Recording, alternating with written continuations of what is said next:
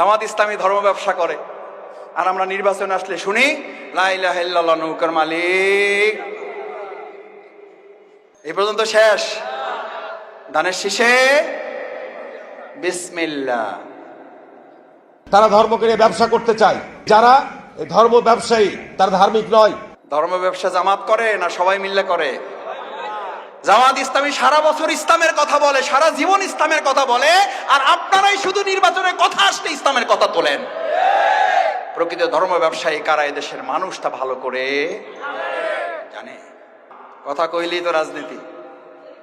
বিসমিল্লাহির রহমানির রহিম, কুনু মা'আস সাদিকিন। আল্লাহু আকবার। আল্লাহ নির্দেশ, নামাজের মতো, রোজার মতো নির্দেশ।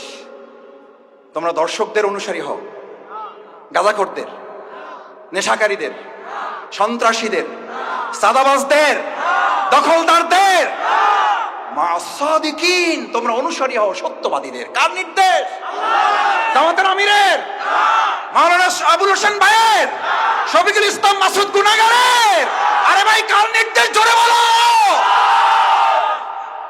বিপদ থেকে মুক্তি চান যারা, লাগবে রাজনীতি মুক্তি দেবেন আল্লাহর বিধান।